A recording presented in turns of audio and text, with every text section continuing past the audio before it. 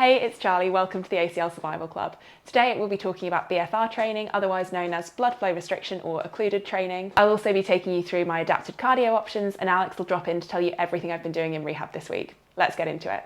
Usually we grow muscles using mechanical stress, basically by lifting heavy weights. At the moment, I'm not able to put much load through my knee, so I'm using blood flow restriction to generate metabolic stress to help keep my quad size. BFR works by tightening a strap around the top of your arms or legs to stop venous return. This means keeping more blood in the muscles. The build-up of deoxygenated blood gives that lactic feeling, and this puts stress on the muscle. Basically, BFR enables my quad to get stronger even when performing very light exercise. Starting my daily rehab, I always have it written out on a whiteboard, and it always takes me about 40 minutes, so I always set a timer so that it doesn't feel too big to manage. Flexion, injured side, you can get to about there with a bit of pulling and get to about there, which actually isn't too bad. Compare it to my left, which comes about here, so there's about 2 inches different. So full flexion for me would be not quite heel to butt, but almost. So a little bit off, but it's not too bad. Extension, stiff. So full extension on my left, I can get that heel raise with nice flat underneath there. So let's see what I'm going with right. Okay, we are off extension today by quite a long way. I don't know if you can see on camera, but I can't get that heel to lift. On my left leg, if I squeeze my quad, push that knee down, you can see I get that heel lift.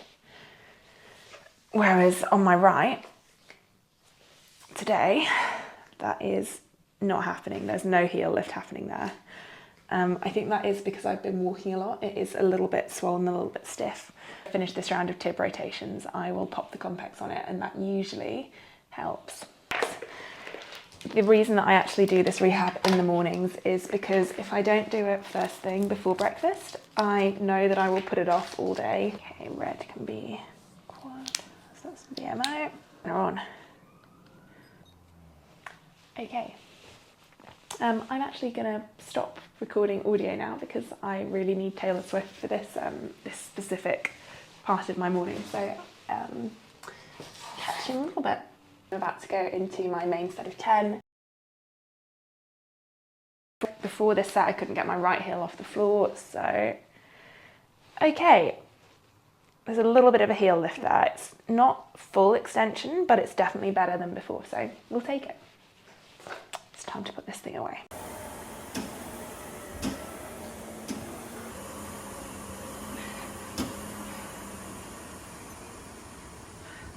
Hard.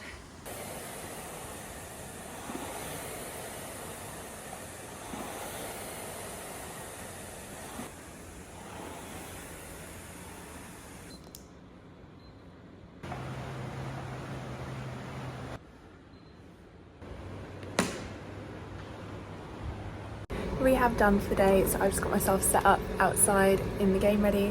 I'm definitely feeling a lot of guilt that I'm not being super productive. Alex is away with work at the moment, so I'm on my own for the first time, and honestly things are just a lot slower when you're on crutches or walking as slowly as I am. I'm trying to remind myself that I don't have to be productive all the time. I was supposed to be going away for a bit in the off season, so I'm trying to treat this little sunshine moment as a bit of a holiday. So game ready, iced coffee and a big stack of books.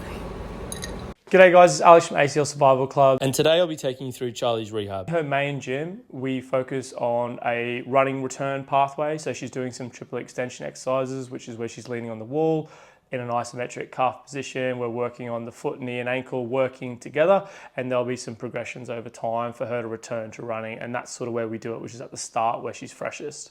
We then move on to loading her quad. We get into doing the leg press with the BFR, and that's the main bulk of what she'll do on that quad for the day. Because her knee is still swollen, we can't just keep doing lots and reps and lots of exercise on the quad. If the knee is fat, it's telling you it's not happy. You need to do the minimal effective dose and just string those good days together. From there, we're hitting a posterior lift. It was going to be RDLs for Charlie today because the knee's a little bit swollen. We've gone for the cable kick down. She's not putting any pressure through that knee. It works the hamstrings and the glutes. It's a great posterior chain exercise. We then moved on to training her calves.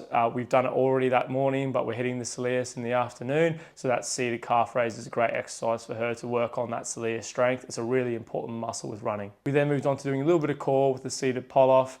We're just trying to introduce core slowly. She's done it seated, so we don't have to do any more exercises standing. All my programming is around getting off that leg as much as we need to until the swelling comes down, and then obviously we'll return to more, I guess what you call functional exercises where she's standing.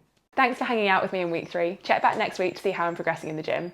I'll also be taking you inside my rehab diary and showing you how you can journal for success. See you next week.